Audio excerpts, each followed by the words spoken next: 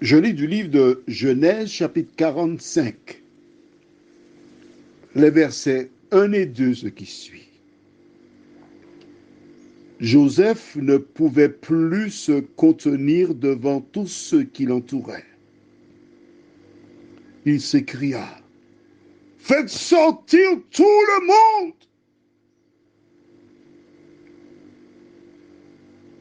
Et il ne resta personne avec Joseph quand il se fit connaître à ses frères.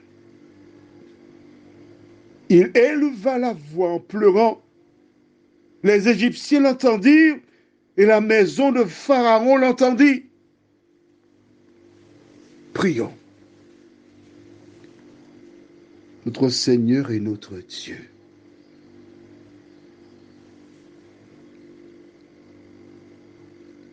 nous continuons d'avancer dans la compréhension de ce beau récit.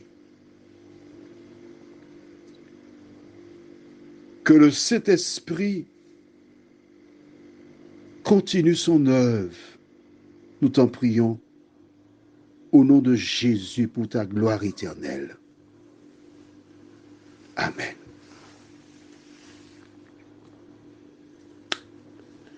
Waouh! C'est chaud, hein?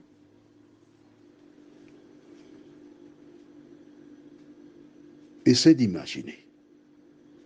En fait, quand je te présente les récits, tu vois bien que il y a une présentation qui est différente de tout ce que tu as déjà rencontré. D'accord?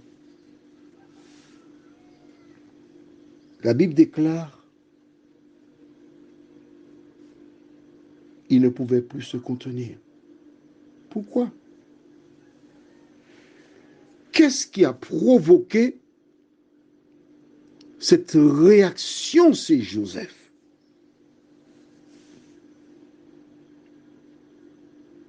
Tu sais quoi? En écoutant les propos de Judas. Je vais lire seulement juste le chapitre 44, verset 30.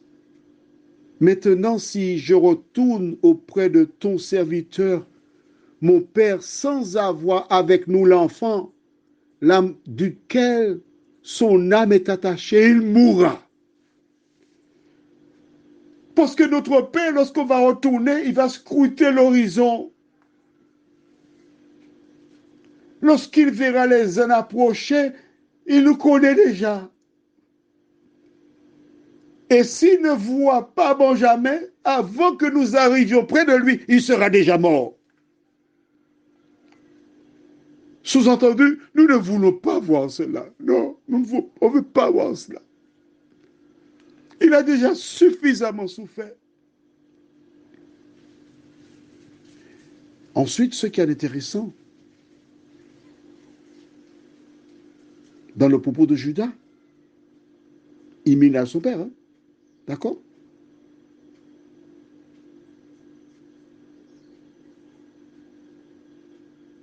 Et il ajoute, au verset 31,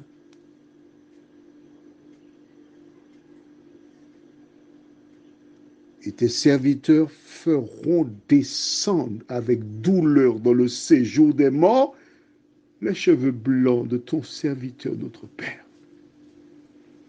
Il ne dit pas, c'est toi, non, mais nous, parce que nous sommes engagés.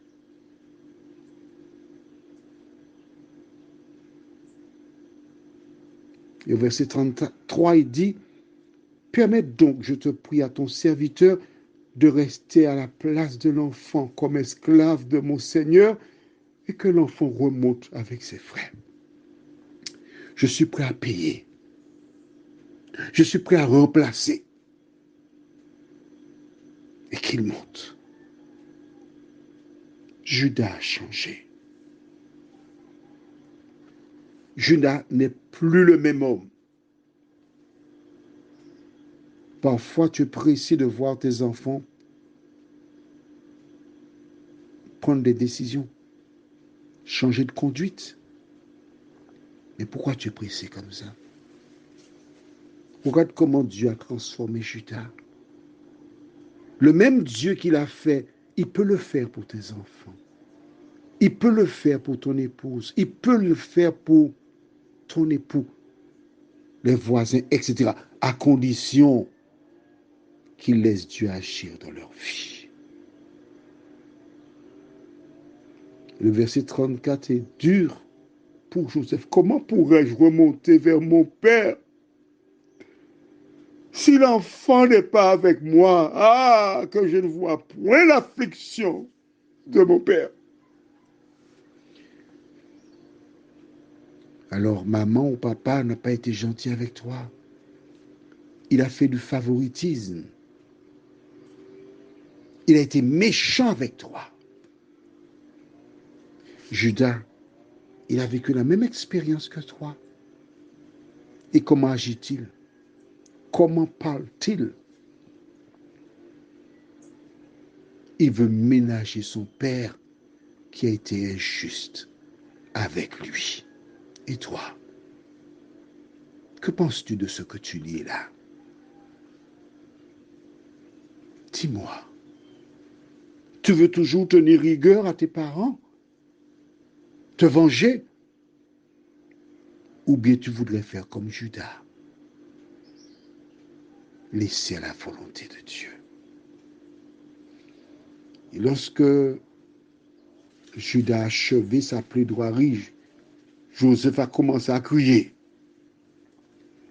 Il a demandé que tout le monde sorte. Maman, les Égyptiens présents ont pris la porte et leur jambe à leur cou. Il ne restait personne. Judas, ses frères, ils ont commencé à trembler. Parce que l'homme furieux qu'ils avaient aperçu, là, il était plus que furieux. Et la Bible déclare qu'il éleva la voix en pleurant. Les cris étaient déchirants. Les Égyptiens l'entendirent et la maison de Pharaon, jusqu'à la maison de Pharaon, qu'est-ce qui se passe? Joseph, il est en train de pleurer. Pourquoi? On a volé la coupe de Joseph et les coupables sont sa présence. Il fait une crise de nerfs. Tu sais comment les gens aiment mettre l'assaisonnement? Les gens sont attentifs. Mais les frères de Joseph sont en train de trembler comme des feuilles parce que l'homme est en colère. Il faut passer un sale quart d'heure. Pourquoi Joseph est dans cet état? Parce qu'il a été touché par le changement que Dieu opéra dans le cœur de Judas. Toi qui m'écoutes, là ce soir, tu as fait du tort à ta soeur, à ton frère, à tes parents. Je te demande de faire une seule chose. Si ce récit te parle, je te demande d'aller voir ces personnes.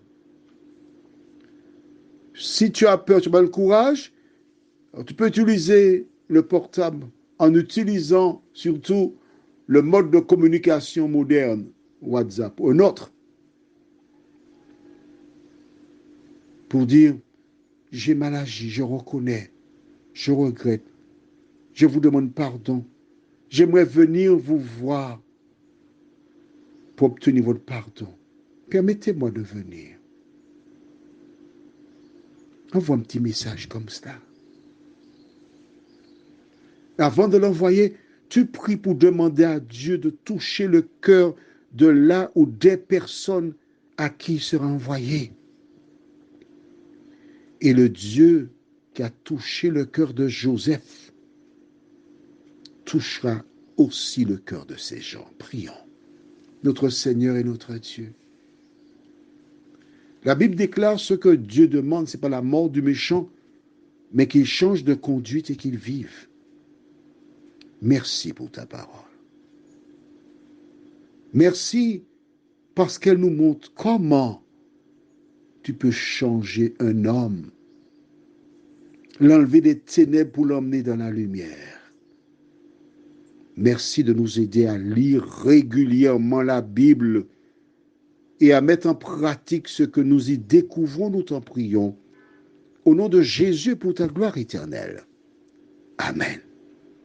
Je te souhaite une bonne nuit. L'Éternel voudrait te décharger de différents fardeaux. Alors dépose tes fardeaux aux pieds de Jésus.